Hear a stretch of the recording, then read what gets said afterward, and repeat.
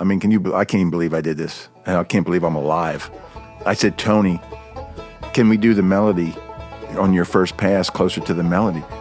Of course, I'd be happy to. Yeah, man, just let me know what you want, right? Just so cool. So the next take was the take we kept.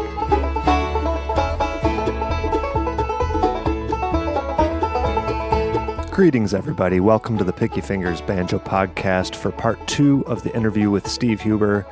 And boy, I sure hope you are all wearing your banjo nerd hats, because Steve and I, in this episode, we're going to get down into the literal nuts and bolts and talk about what makes a banjo sound the way it does and what Steve's preferences are for all of these banjo pieces and options that we all have available to us, which, as I mentioned in the podcast, is kind of a blessing and also kind of a curse. And those of you who fuss over this stuff really know what I mean.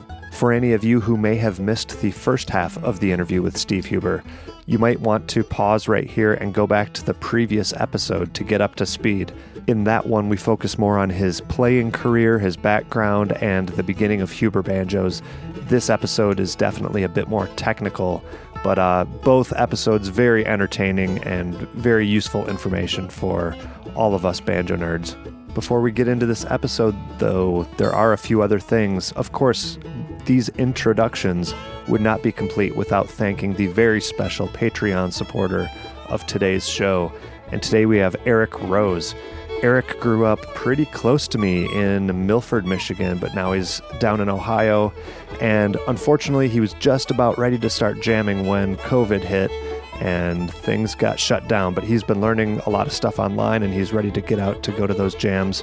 And Eric, I sure hope that is maybe starting to happen for you. We'll knock on all the wood we can find around here. We're all wanting to get out jamming again, so I hope that's the case for you. Thank you so much for the support. Folks, the continued success of this podcast really does rely a lot on the Patreon supporters, so I really appreciate everybody who has gone to patreon.com/banjopodcast and become a supporter of the show. And if that has not been you up to this point, and you feel like you are able to throw one or a few dollars per month my way to keep this show running, that is greatly, greatly appreciated. So once more, that's patreon.com/banjopodcast. You can also contact me at pickyfingersbanjopodcast@gmail.com with any questions, comments, or concerns. And of course, don't forget to subscribe and like and rate on whatever podcast platform you are using to listen to the show.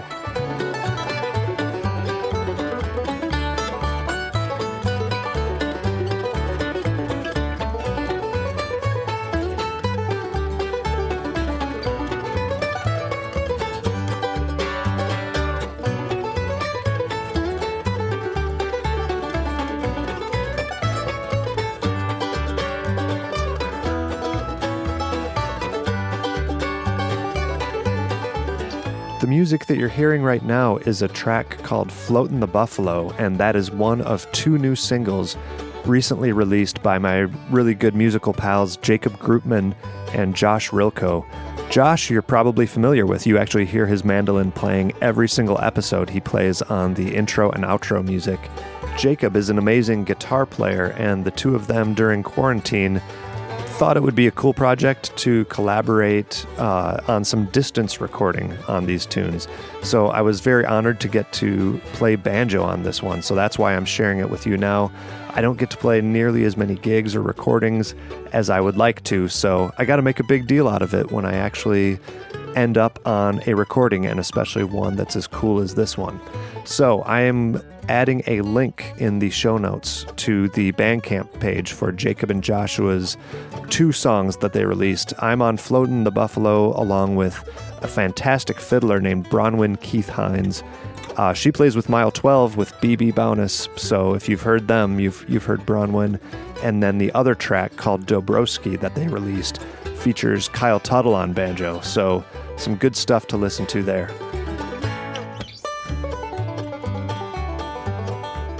So once again, that's a track called Floatin' the Buffalo, put out by Jacob Groopman and Josh Rilko, featuring yours truly on banjo, and there's a link in the show notes. to go to that page where you can download that and their other single called Dobroski. But you are not here to just listen to me the whole time. You are here to listen to more of Steve Huber impart his infinite banjo wisdom on you, and he sure has a lot of it, and he sure shares a lot of it this episode. So I really think you'll dig it. We go deep into banjo tone, and I know that's an area of interest for all of us. So here we go, part 2 of the interview with Steve Huber of Huber Banjos.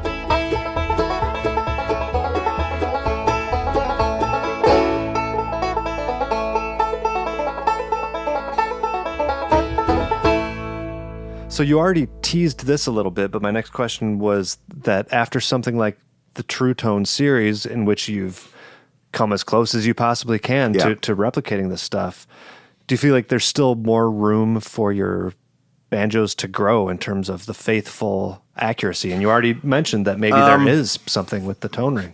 I think so. And I've been going down this. I don't think there's anything else to do with the rim at this point. Mm-hmm. But I know there is with the ring. Do you feel like you're at liberty to say what information is that you've... No, not at liberty. Not yet. Okay. Not yet. I think maybe sometime, but no, not yet. Well, I'm excited to hear about that. The thing is, I've taken apart every pre-war banjo that anybody would let me that would come in here, okay? And the ones that say, no, I just don't want to take it apart, that is great. I respect that a lot. That's fine. I don't care. I don't ever pressure. But a lot of people let me take them apart, and I've taken apart hundreds.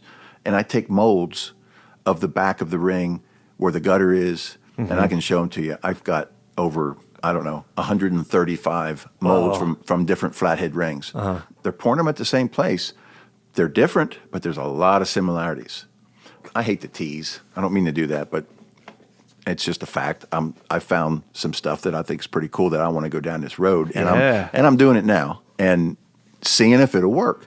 But maybe I shouldn't tease because I should wait till see if it works. But if it doesn't work and I can't get better than what I have, then it was still fun. Pretty but darn good. I'm just gonna leave it the way it is. It's fine. Yeah. But it's always fun to.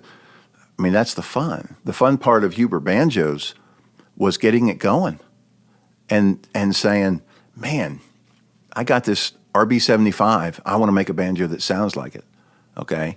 Well, I've never made a banjo that sounds just like that RB75, but I got pretty doggone close. And and that was the carrot hanging the whole time, was that RB75. And Lord knows I know what it sounds like. I've only played it from 1987 to 2005, recorded most everything I recorded with it. So it's fun. I mean, the chase to try to make one or get as close as you can, and there's other builders doing the same thing, and they know exactly what I'm talking about. It's the chase. It's just fun just to see what you can do. I've heard you say a whole bunch of times that when you make Huber banjos, you don't think they're as good as sounding as pre-war Gibson flatheads, but you think they are probably about as good as the pre-war flatheads did when they were new, which I think is a cool way to frame it for people. Did I misquote you? No. Now, all right. I believed that maybe until I just found this new stuff with this ring. Okay. But there's definitely something to be said for that rim and that banjo being together and that rim being aged. What will these banjos sound like in 80 years from when I put them together? So yeah, I don't know what they're going to sound like, but I'm pretty sure that they're really, really close to when a pre-war was new, Well, what I'm curious about now is that the oldest Huber banjos out there are now about the age of those flatheads when like a lot of the golden era bluegrass recordings were made, right? Yeah, I never thought of that. You're right. Well, maybe I'm wrong. Well, I just did. maybe I'm wrong. So that's a good point. Yeah. But that does remind me of the guys that will bring those banjos in here, and they'll say, the early Hubers, you mean? Yeah, and they'll say, hey, play this. Do I need a upgrade? Do I need your new HR30 stuff? And boy, I turned down a lot of sales. That's what I was getting at. Is how is that? I say no. I say no. statement? I would not change a thing, and it's the truth because they sound really good. Now, I don't know what they sound. You got to think of the time period you're talking about. You don't know what Earl's banjo sounded like in '55. No, but then look at the recording things or the recording devices they had back then, right? So what did that banjo really, really sound like when you had it in your lap? And they had skin heads. So, I don't know. But it's fun to start seeing that happen, right? Yeah. And there's definitely banjos I put together in '01 that I would not pull apart and put the upgrade in it. They sound really good. I wish I'd have kept one. Wouldn't that have been nice? Yeah. I just should have, maybe kept one for myself. Yeah, a little time capsule version. Are there any other misconceptions that you often hear regarding, it can be pre-war Gibson tone or maybe even just banjo construction or parts in general? Like you already mentioned, the misconception about the bell bronze being the sought after. Well, here's one I told you I would touch on. And this would be a good place to do it. The two-piece flange versus a one-piece flange, okay?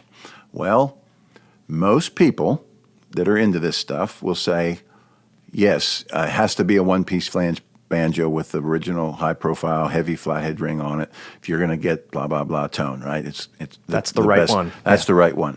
Well, they made very, very, very few. Like, I only know about 3. And then I'm sure there's more, but you just know about so many. Two-piece flange banjos with heavyweight, high-profile flathead rings on them from the factory, right? Okay. From the factory. Because those two things didn't line up time-wise. Mainly the two-piece flange was the raised head. Okay? Now, the one-piece flange was a raised head too, but it went to a flathead with a plectrum neck and a 5-string neck. That had the flathead ring. Tenors still had raised head rings, whether it's a one-piece or two-piece flange. Okay. All right? Very, very, very few two-piece flange original from the factory flatheads. Okay? I had one. It was a 5-string. It was original 5-string. All right? It was bought by Miller was his last name. I talked to his sons. Okay, they were twins. Originally bought by Miller, you're talking. In 19, he bought it. His sons told me he bought it in 1933. He went up to the factory and he got it. I got a picture of him holding the banjo and his sister holding a guitar, taken right after they purchased those instruments. And it had to be 33 because that guitar wasn't made until 33. Okay? Now the banjo had small rods in it. That's so great that they had that. Yeah. Had the small rods in it from 25, which is completely wrong. It wouldn't have, but it did.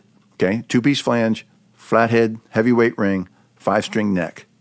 All right, had a small sticker in it, the small TB1 sticker, not the bigger Master Tone sticker. Right. Very strange banjo, but so well documented. And I talked to his sons, and I said, "What do you remember from going up to Gibson when you were young with your dad?"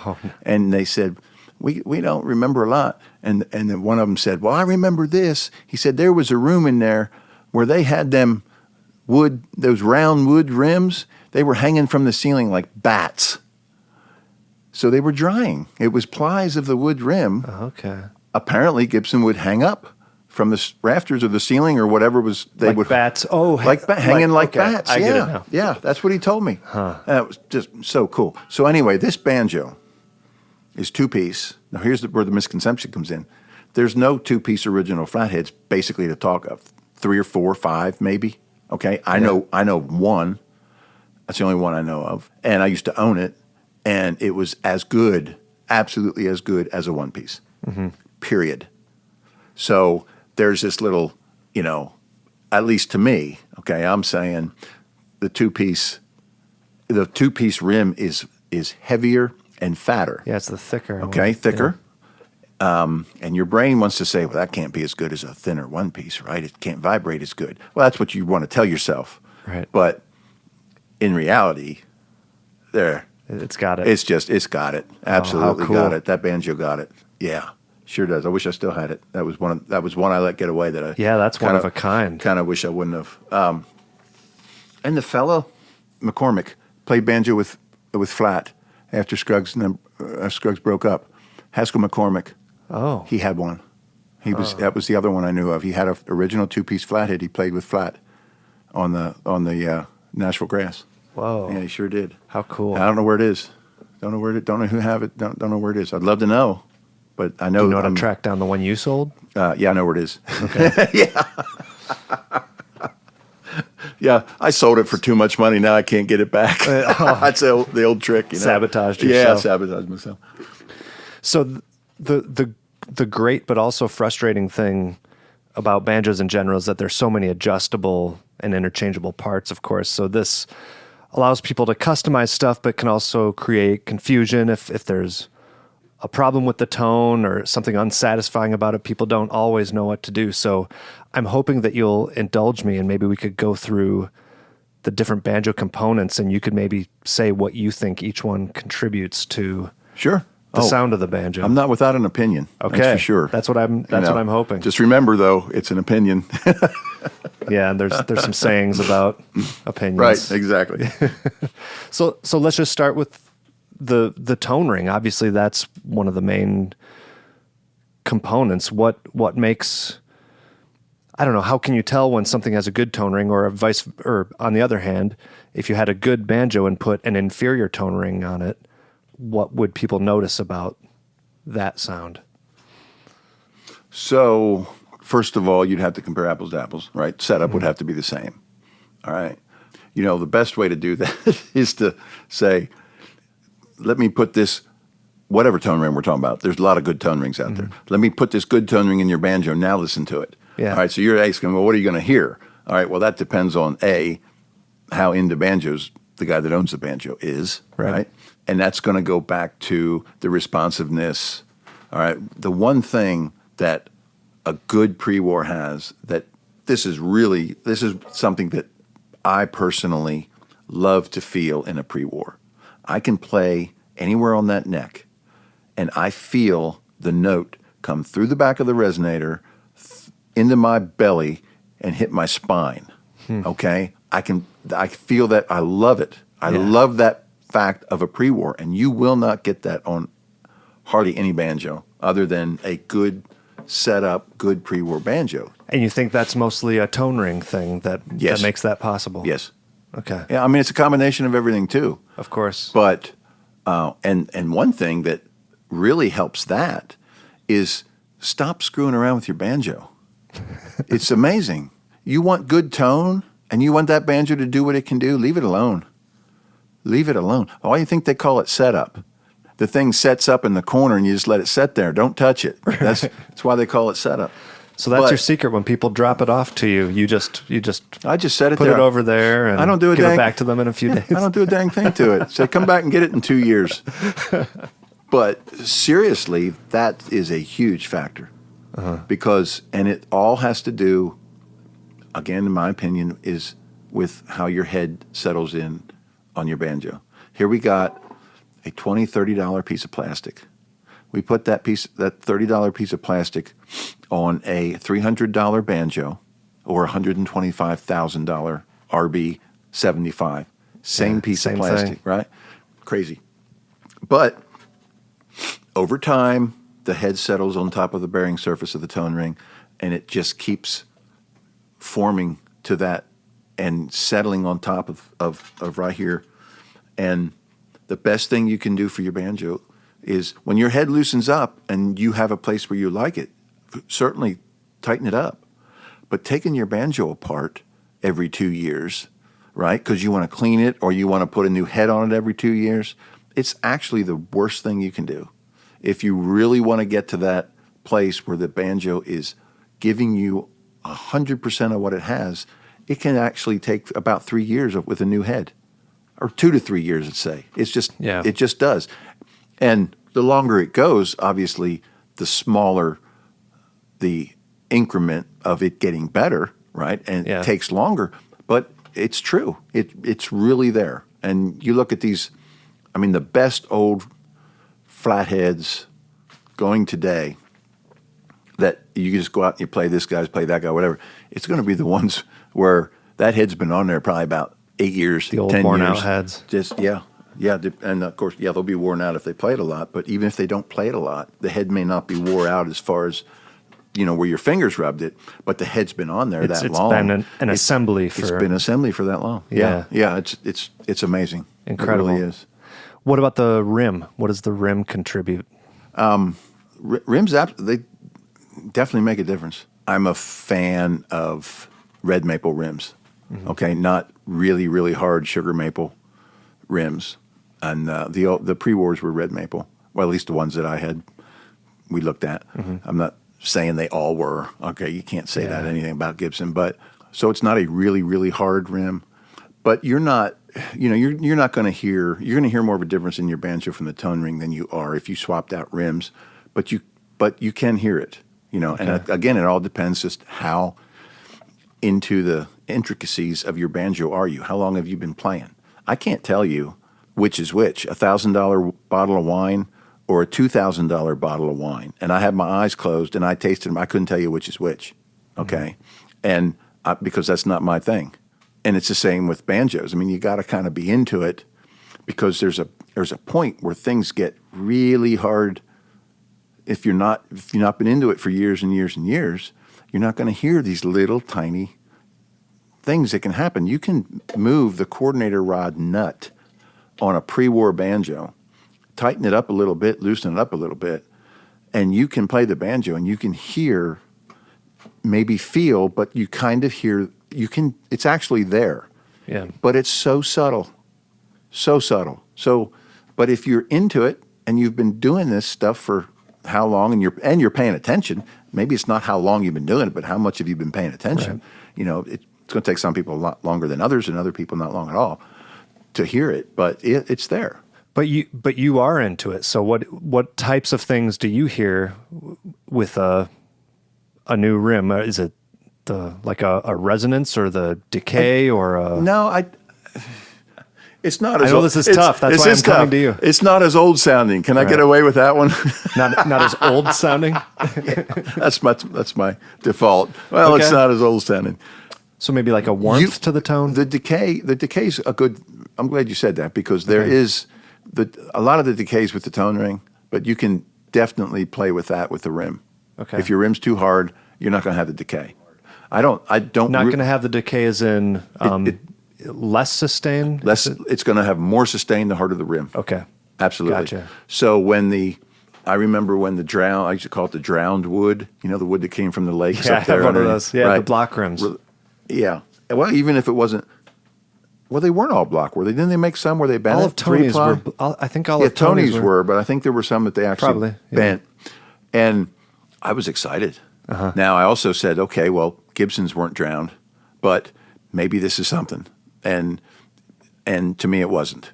It was just too hard. It was just too hard of a wood. The grains were really, really close. It was old wood. It was old growth. The grains were tight. And I don't know what the under the water did to it, but I remember thinking, okay, I'm not going to use them. Okay, I just. Yeah. It's not that it's not that it's not good or it can't make a good banjo. Again, we get into what do you like in your banjo. Just wasn't your thing. So I have, I'm basing everything off my RB75. That's what I lived with forever. That's what I'm going after. It's not what you need to go after. It's not what you should go after. Right. Do what you want. Have a sound that you want. It's just my banjos and Stelling banjos are different for sure. Absolutely. But I will tell you right now that those Stelling banjos are works of art. Mm-hmm. The craftsmanship, what Jeff does, amazing. Yeah. Amazing. And it's not going to sound, he's not going after a pre-war Gibson sound. Right. His banjos are really good. And the way it fits together, it's a whole different thing than what I'm doing. But boy, I just respect the heck out of what he's done for over the years. They're beautiful. They play great. They got a different sound. It's a great sound, but it's why there's 31 flavors of Baskin-Robbins ice cream, right? Yeah. I mean, it's so, yeah. What about the Resonator? What tonal contribution is that? Yeah, And then I guess part B of that is maybe the top tension resonators. What differences do you detect when you switch with that? Yeah, top tensions are flat in the back, so they're going to project in a whole different way. And it's cool because they still sound good. They're different, right? Yeah. But different. So what? It's different, but they still. And I don't feel. I can't say on all of them, but most of them I don't feel when I'm in the field come through the back of the resonator on a top tension. And why would I? I guess it's a really so thick piece of wood, and it's not plies. I mean, it's just a piece of wood. But so yeah, different animal. But a fun thing that we used to do a lot is, we'd have 5-6 prewars flatheads in the room, and we just take the thumb screws out of our banjos and we play them without the thumb screws, and we just keep swapping around resonators. It's amazing. It's amazing how different every resonator will sound. Of an old resonator will sound different on your banjo. Now some will say very, very close, but it's amazing what that can do. So knowing that, okay, what do you do when you build a banjo? When you start a new banjo company, what are you going to do for your resonator? Well, it's like everything else on my banjos. I'm not an innovator. I just went to an old prewar. I went to my favorite prewar, right, my RB75, and measured the resonator, and that's what we make. Yeah. And it's that simple, right? So you're going to get but I haven't fooled around and said, all right, let's make the depth of my resonator an 1/8 inch shy, and let's open up, instead of a 6-degree angle from the top going down the side, let's change that to a 6.5, and let's see what that. Okay, I haven't gone that. I'm not that nuts yet. I haven't gone that. Maybe far. Something for Dr. Ray to look into. Yeah, maybe, or somebody else. Maybe my kid. I don't know. Right. But so I just, I copied what was. But I mean, the prewar resonators certainly aren't all the same. But I just, I got to come up with a blueprint for my dad. Right? He's making my resonators, and here, make this, and that's it. Hey folks, it's time for me to introduce you to a brand new Picky Fingers sponsor, and that's GHS Strings. Now, GHS might be a new sponsor, but they're definitely not new to the string business. They've been making some of the best banjo strings on the market since 1964. They use their proprietary lock twist on the plain steel strings for incredible stability, extra large loops for easy installations on any tailpiece, and a wide range of gauged sets for every player. My personal favorite that I've been using for years is the PF 145s, but they do have a lot of options for whatever your preference is. And they're very durable, have a long lifespan, and probably my favorite part is that these things are made right down the street from me in Battle Creek, Michigan. So not only do I think they are the best strings out there, but I can feel good about supporting a local company. And I'm not the only one who thinks very highly of their strings. GHS strings are also used by J.D. Crowe, Sonny Osborne, Todd Taylor, Bela Fleck, and a lot more. So go check out what they have to offer at their website, ghsstrings.com. The Picky Fingers Banjo Podcast is proud to be sponsored by Peghead Nation, with Peghead Nation's streaming video courses in banjo, guitar, mandolin, fiddle, dobro, upright bass, and ukulele. You'll learn bluegrass, old time, and other styles from some of the most talented players and instructors in roots music. PegheadNation.com features a great lineup of banjo instruction, with courses including Beginning Banjo with Bill Evans, Bluegrass Banjo with Bill Evans, Clawhammer Banjo with Evie Layden, Wade Ward-style banjo with Bruce Molsky, the banjo according to Danny Barnes, and contemporary bluegrass banjo with Wes Corbett.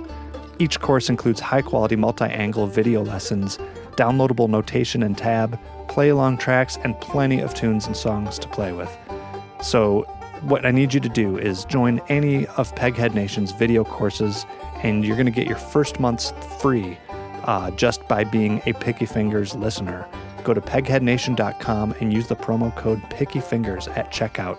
That's all one word, all lowercase, and once again, that gets you your first month free at pegheadnation.com. The Picky Fingers podcast is also sponsored by Elderly Instruments, which is the world's most trusted source for new, used, and vintage fretted instruments. We all know how cool it is to be able to support the locally owned mom and pop businesses rather than going to the big box stores. Well, with Elderly Instruments, you're getting a place that's been family-owned since 1972, located in Lansing, Michigan, but they do ship worldwide. However, shopping at Elderly Instruments doesn't mean a compromise in quality. They have a vast selection of acoustic and electric guitars, banjos, ukuleles, mandolins, and all the accessories and books you might need. They have a world-renowned repair shop that sets up all the instruments, and perhaps most importantly, a down-to-earth knowledgeable sales staff that is there to help you with anything you need, from advice on the high-dollar vintage instrument that you're looking for right down to what picks you should buy. They're happy to help, and they're just a phone call or an internet search away. Go to elderly.com or call them at 517-372-7880 and tell them Picky Fingers sent you. How much do the necks affect the tone? And then also, do you think radiusing the necks have any effect beyond that? I don't think radiusing the neck has any effect on tone. Okay. I may not be the one to ask. I make radius necks. Mm-hmm. My RB75 had a radius neck. I like radius necks. I probably make 30% of what I make's a radius neck. Mm-hmm. Okay. You can get that as an option. I can't say that I've associated it with different tone. Okay. Now, the real question is the neck. Absolutely. Mm-hmm. That it makes a huge difference. And I've said this for a long time, decades. If you can afford a pre-war flathead banjo, okay, and most of them are plectrums, and in the later years there were tenors in the 40s. If you can afford a flathead banjo, you should be able to afford over a 2 or 3 or 4 year period having 4 necks made for it, okay? And hopefully you can keep all 4, and at some point you can try all 4 necks on your banjo, and one of them will be better than the other 3. Interesting. And that's not saying you might make 4 more, and one of those might be better than the one that's better than the other 3 the first time. Right. Necks make a huge, huge difference in tone of a banjo. And like I said, I think I said earlier, on a pre-war flathead pot, if it ain't cutting it, just change the neck, try something else. Yeah. Okay? Then you have wood, okay? I always get, what wood should I use? What wood should I? They call me, they want to order a banjo. Well, what should I do? I said, I can't help you there, because a banjo is great. To me, the banjo is great. I don't care what neck wood it has. I do not care. I don't have a favorite. I never have. All right. I love the looks of curly maple, like a curly maple speed neck. I love that look, but I don't have a favorite neck. I'm gonna play a banjo, and I get to put, if I have a favorite banjo, I'll put neck after neck after neck on it because I can. I'm lucky. All right. Now it's going to be over time, but I'm going to find a neck, and I'm going to, if it's a mahogany Resonator banjo, I probably won't put a curly maple neck on it. I have, but I probably won't. So I'll try a mahogany. I might try a straight maple. Okay. I've even made walnut necks and a lighter walnut neck and stained it a little bit on the mahogany side. To match the mahogany. It's not going to match perfect, but so I'm going to play the neck that sounds the best in that banjo. And a lot of people, they're you got to have a mahogany neck. You don't have a banjo unless you have a mahogany neck. Or, well, I'm never playing mahogany. I just play curly maple. That's okay. I mean, that's fine, because that's what you need, and that's what you think, and I'm not going to tell you any different. But it sounds like you might think it might be a little short-sighted or misguided. It might be, but on the other hand, now we're getting into psychology of banjo players. Now we could do another hour on that. Yeah, that's a dangerous thing. Okay, so if you're thinking you liking curly maple, you're going to think it sounds better. Maybe it don't sound better, but you think it does because it's what you want to see. So there's a lot going on here. And if you think it does, right? Exactly. Yep. I don't. Yeah, I just don't have a favorite. I like banjos, and if it's doing it, and I don't care what neck is on it, But I'm glad you're Yeah. at least saying that the necks make a huge difference. A I've always thought that's an underrated huge consideration for people. See, it's the diving board. Okay, it's hooked. It's hooked to your. It's hooked to your pot. The neck is a diving board, and then when you play the string, the vibrations up to the nut, back down. The neck's moving like a diving board, and how that neck vibrates, and what it's made of, and all that is going to give that banjo a color and a flavor, and even open it up or close it down. It can do that depending.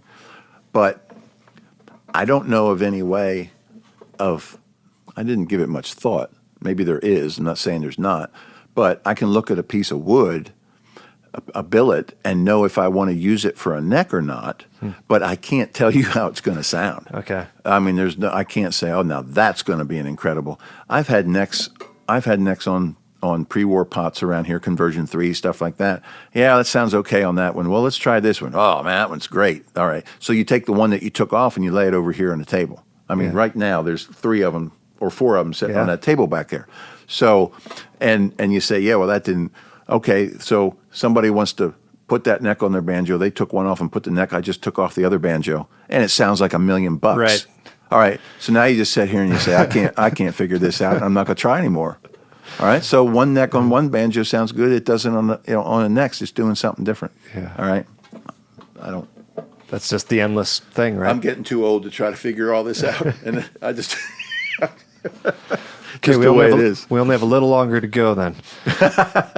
How about tailpieces? Well, my opinion, I'm pretty opinionated on tailpieces. I like, and I try. I hope it's not. I'm not using the psychology stuff here on myself. I like the prestos and the clamshells. I like the prestos better than the clamshells, but not all the time.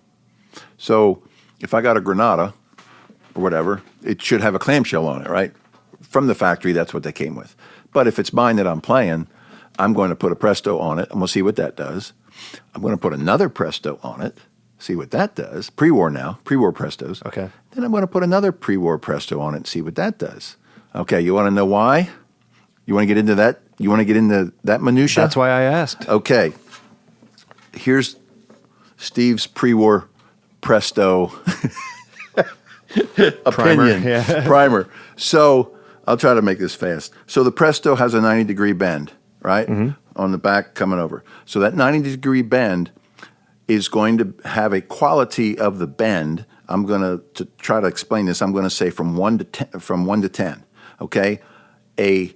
Let's say a 10 is good. A 10 would be a brand new presto, pre-war presto, out of the box. Like you found some new old stock. It's never been used. Okay. So at the bend radius in the back, that's a 10. That's perfect. It's perfect. Okay? It's a perfect 90 degree. The strings, the pressure of the strings can't pull your tailpiece up because it has a strong radius at the back. Okay? What's a number 1? A number 1 is the prestos. As when you look at that radius back here, you can see it's already splitting. You can see it cracking on both ends. It's just a matter of time before it lets go. And well, actually, a number 1 should be a pre-war presto that's in my junk drawer over there, where they're all 2 pieces. They've already broke. Okay. All right. It gave out. That would be a 1. It gave out. It's done. It broke. It cracked. All right. So now you have from 1, which you can't use. So let's say you have from 2 to 10. So anywhere in between, you have prestos that have, you're basically got a diving board coming off, from the back, from the radius. So how strong is that bend anymore? How used is your old presto? And you'll see ones where the front's coming way up. When the string pressure gets on, the front's coming way up, and it's not 90 degrees anymore. So all that contributes in the sound of the banjo, actually. So if I got something I'm playing, it's my banjo, I'm digging in my drawer and I'm trying 3, 4, 5, 6 prestos on it. And over time, like I'll put one presto on it for a couple of days, 3 days, and just play it around, listen to it, take it off, put another one on. It's because of that. It's because of the strength of the bend on that Interesting. thing. Yeah, it's so that's my story. I'm gonna stick to it. Okay, it makes sense to me, and it's the only thing I can think of, because changing Prestos, you'll get a different sound on every one. How acceptable are the new Prestos, either the Presto brand or a lot of people, maybe not a lot, but there are some makers making, new school Prestos, the Prukas. The Pruka's the best, period. That's the best Presto you can get, in my opinion. There's other Prestos, and they'll give up quicker. I'm not going to name names. It's just they're out there. But Pruka makes a really good Presto. They're different than prewars. It's a different sound, and don't know if I don't think it's the age of the metal. Thickness will have something to do with it for sure.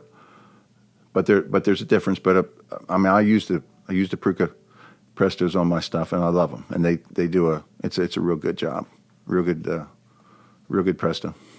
You already said a little bit about the banjo head and how important it is to let that settle in, but the head itself, maybe the differences between, you have your own branded Huber heads that conform a little bit closer, I guess, to the pre-war specs. That was when I did the Huber head, we had them put another 0.5 to 1,000 of frosting on the head. Right. And that was because at that time, they were way not enough frosting on their head. It just was too thin. Hardly there. Yeah. The Mylar was the same, but the frosting was hardly there. So I said, you got to put this on. So they still do that for me, but I also think they're doing it anyway.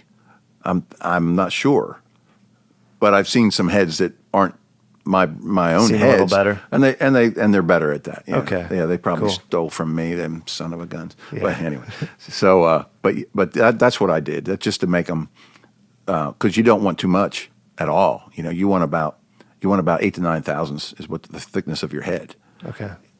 In my opinion, to get that good old sound. A clear head, no, not to me. Right. Just it doesn't. 5-star heads were very heavy. Okay, gave you a completely different sound. Well, lucky for me, I saved the 5-star heads that I took off of banjos over the years, and now I've sold them all. Yeah, people really want look them. for them. Yeah, they look for them. And I thought, holy cow, I did something right. I saved these heads that I almost threw them out, and I didn't. And if only you had your Mickey Mantle rookie cards, right? Right. So, yeah. It sounds like you think G sharp is at least a good starting point to try to dial those in. Yeah. Here's a story that I'll never forget. One of the early times I saw JD, I think it was the first time, actually, and his banjo was as big as a house. It was the old saying, it was a firecracker going off in a number 2 wash tub, right? It was just huge and big, right? Yeah. And deep. Then I went to play it, and I played it, and I went, what? It was keen. Now, this is back before this is like 83, 4. I thought playing the banjo, wow, I wouldn't have thought the banjo sounded like this when I played it versus what it sounded like on stage. And what did it sound like to you in person? In person, it sounded a little too thin, a little too keen, a little too sharp. That was the first thing I thought. I remember that. Okay. And that was in between sets, right? He took the banjo out and did set number 2, and it sounded like $1 million.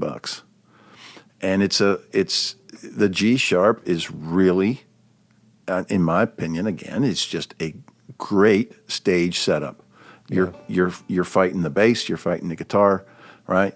You can hear the banjo just sounds that way when it's on stage with a band, and I'm just a firm believer in it. I mean, Sonny showed it to me in '78 how to hear the note. Mm-hmm. He was doing it about that. Crow did it without even knowing it, right? He was at G sharp. He was around G sharp, very close. He sold his banjos, his 20 Crow hole. did? Yeah, his 20 hole and his no hole. And the fellow that bought them picked them up from his house, drove straight here. So that was and I said, here, He says, "Where's the heads?" Right? G sharp. Right. They just were, right? Yeah. They were. So it's not where you have to have your head. It may seem keen to you, and if it does, back her down.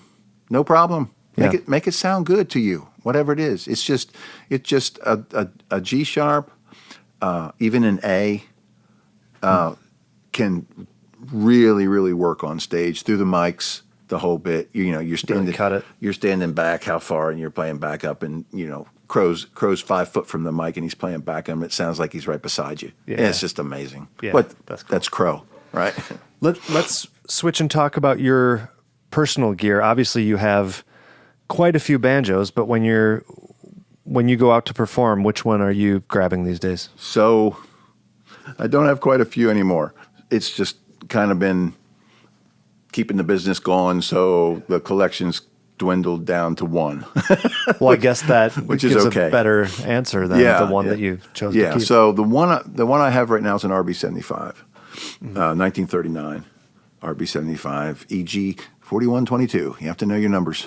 Mm-hmm. Yeah, and so that's what I play when I do a gig out.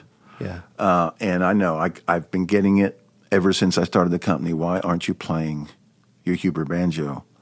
Well, I did for a long time with Kenny and Amanda. I played both, but I had a walnut Roanoke model. I really just played that with them. And here's what I say, and this is just how I feel. I feel like I'm two people.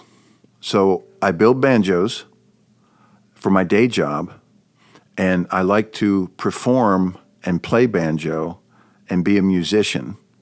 And when I'm that guy, I'm playing my RB75. yeah. Because that's what I want to feel under my fingers. That's what I want to hear. And I'm only playing for one reason, and it ain't to get rich. It's to have fun on stage with the guys I'm playing with and put on a show and just have fun. Yeah. And I've had an RB75 in my hands since 1986, and it's just what I'm going to play. And I hope I don't offend you by not playing a new Huber, but that's just me. When I'm playing if there's music. anyone who would get offended, I guess should be you. It so should be me. If you're cool with it. So that's, it's just how it is. And I'm just going to play that banjo. I mean, I love what I build. I want to build as close to what I'm playing. And I am. I'm building as close to it. And I love my banjos. And I could play them on stage any day. I could grab a new one out of the case, a week old, so the head can settle in a little bit, and let her rip and have no problem with it. But I'm not lying to you and telling you, my new banjo sounds just like my RB75. It doesn't. My RB75 is an RB75. It's a mahogany neck. It's just, I just love it. Cool. So that's what I gig with. What about any other kit? Do you have a preferred microphone for either stage or recording that you really like how it captures that tone? No, I don't really. Surprisingly, we just did a show on the second at the Station Inn with a little band I got put together, Steve Huber and the Flatheads, that we're trying to do every month at the Station Inn. Just got some guys that are really, really cool guys and good pickers. So it's just for fun. So we used a 57, Now we did use a KM32, does that sound right? I think, for the center mic. KSM 32. KSM 32, that's what it was. Mm-hmm. And, we're ganging around it. We're not close to it. It's just picking up everything, right? And so when I watched the video back, banjo really sounded good over it. Uh-huh. When I wouldn't go up to it, I'd just kind of stay in the back where I was singing baritone and then just inch forward maybe 6 inches and just take a break. Bump it up a little bit. With that mic still about 2 feet away. Holy cow, it sounded good. Yeah. So I really like that. That's cool. But 57 is, there's so many good mics. I use a, golly, what's the name? Peluso? Peluso. That's it. Just left me. So Sammy Sheeler turned me on to those because he used to use them to record. And years ago, he got me hooked up with one of those. So I use the tube Peluso when I make my videos. Okay. For the website. Yeah. And it's really cool because you can get an interface now. The Peluso goes to power supply. Then I have this other box. I don't even remember what it's called. I'm going into it. It's the gain and the interface. interface. Yeah. So I'm going from that. Now you can go from that, which is a how many pin connector is that? Sure. Well, the XLR, you mean? XLR, right? Yeah, the 3 pin. So you go from XLR right to your iPhone now. Oh, for crying out loud! Yes, it's wonderful. Yeah. So it's just it's basically from that really good microphone through a couple things right into the iPhone, hit record, and it sounds like $1 million. Do your media stuff. Yeah, it's great. It's really easy to do. So.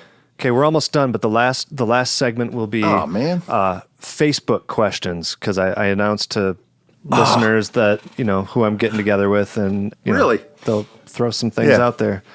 Do you know that band called the Henhouse Prowlers? You know those guys? They're out of Chicago. I've heard. I don't know them. I've heard the name. Great band, but a veteran of the podcast, their banjo player Ben Wright, says he wants me to tell you that Pull in Time is easily, not even one of the best instrumental banjo albums ever. And the melodies still melt his face 20 years later. So wow, thank you. You got a side deal with some plastic surgeons to fix melted faces. But I'm gonna use that melt your face. That's great. Well, he'll give you a good testimonial on that. Thank you so much for that. That wasn't exactly a question, but I guess that would lead me to believe, is that probably the best?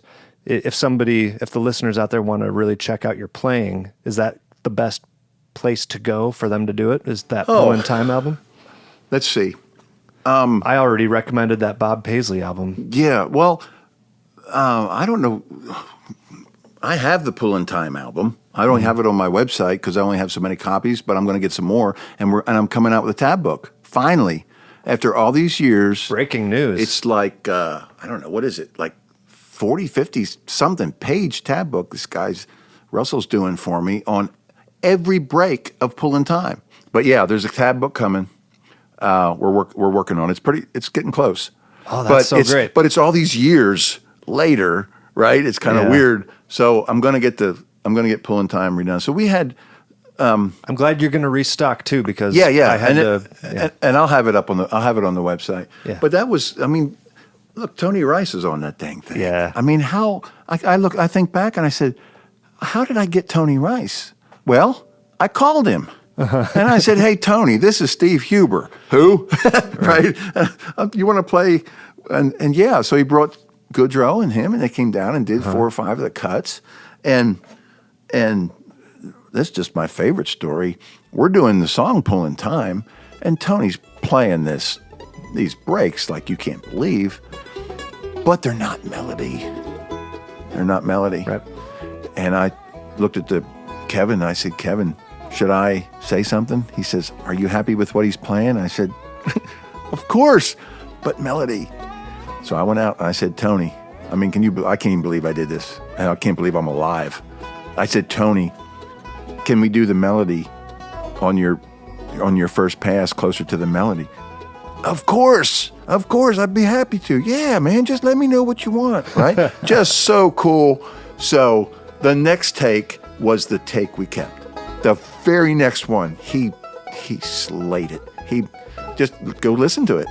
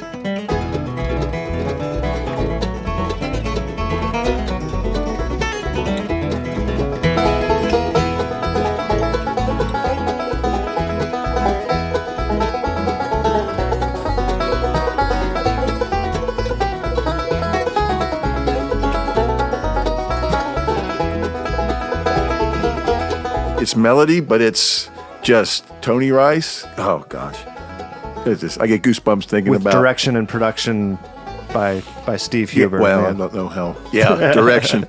So that took some. Cojones. It did. That's great.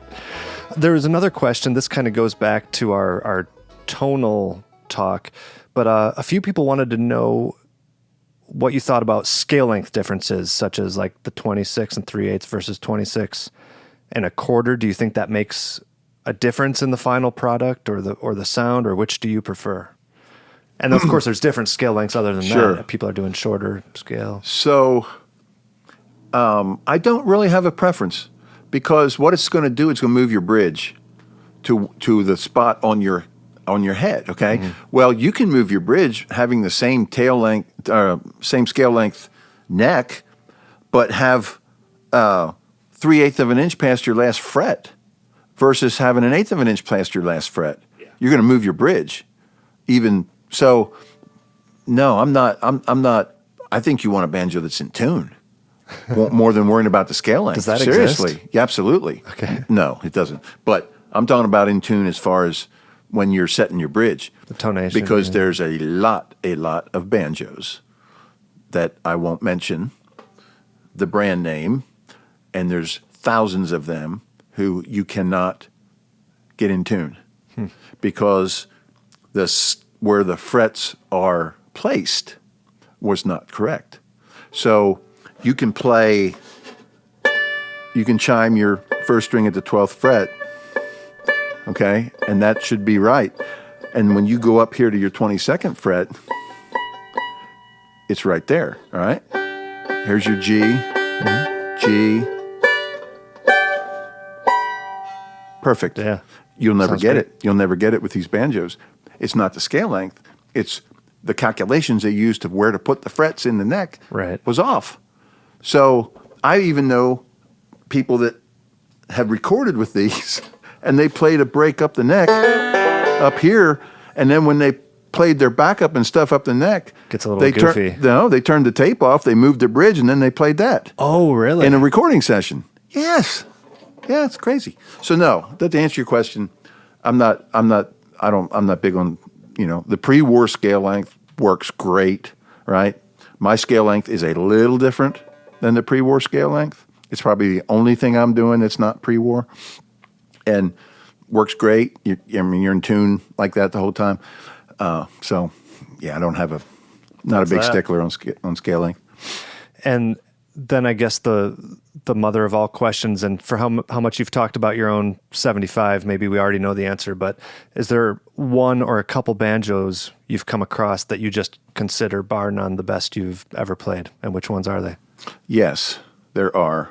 There's one called the Wade Maynor, and there's a whole story on the Wade Maynor. And in a nutshell, I've played that one many times, actually. The Wade was, the parts were gone, and I found all original parts, including tone ring, put it back together. Okay. And went through a couple of different hands now. That banjo, even though the parts were put on it after the fact, right? It wasn't the original tone ring that came on it because that's gone. But the rim is original, neck's original, resonator's original. Mm-hmm. And even like that, just what a banjo. What a banjo. That's one of the best. So I said I had played that, but it was only before you had it. It was before it got sold to Pete. You played it at Elderly. Yeah, we had it for a while. You did, right. And still was a good banjo. And it was okay. It had that fiber skin on it. Yeah. Which it's going to be hard to tell. Yeah. But I'm telling you, it's the neck on that thing. That is by far, bar none, the prettiest piece of curly maple. It is great. In existence is on the Wade Maynor neck, period. I've never seen. I think you're right. It's unbelievable. It's worth owning that banjo just to have the neck. Yeah. What a great banjo. Snuffy Jenkins RB4, incredible banjo. That one sticks out. But there's a fellow that goes to Banjo-thon. You know about Banjo-thon? Yeah. Okay. There's a fellow that brings it's a Plectrum 3. Okay, but I think he has a Frank neck on it. Uh-huh. Or is it a 5-string? Oh, I can't remember. Isn't that horrible?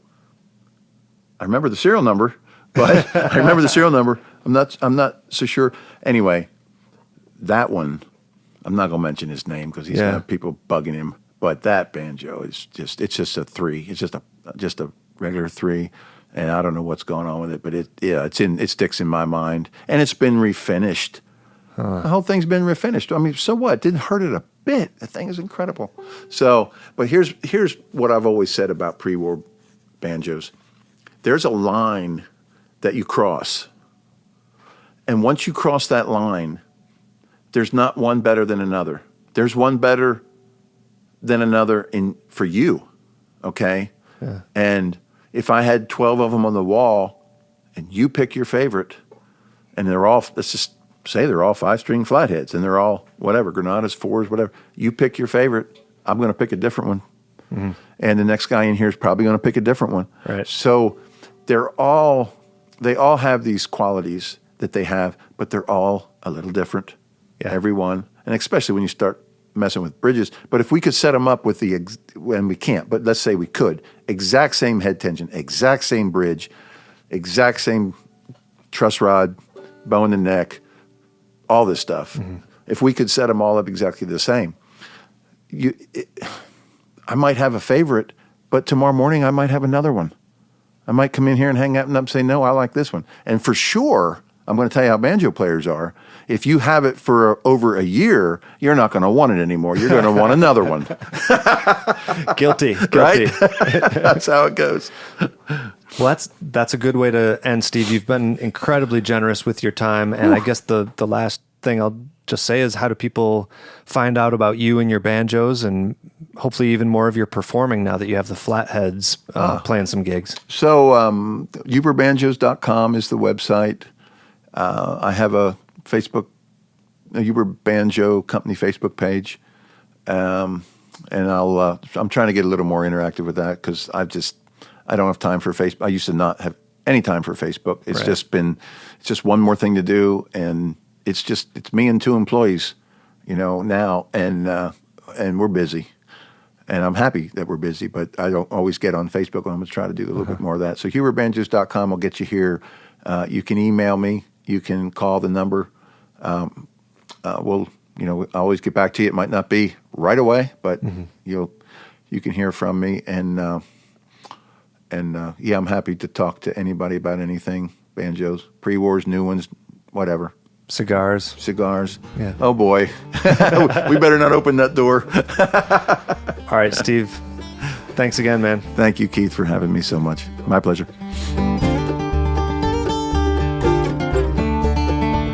Thank you, everyone, so much for joining me for this second part of the interview with Steve Huber of Huber Banjos. I know you all learned a ton from hearing these last 2 parts. I know I did. The tracks that you heard, there was only a couple of them. The first track of the episode was Floatin' the Buffalo by Jacob Groopman and Josh Rilko. And if the banjo playing sounds familiar on that, it's because it's me. And you can follow the link in the show notes to download that single and also their other single called Dobroski.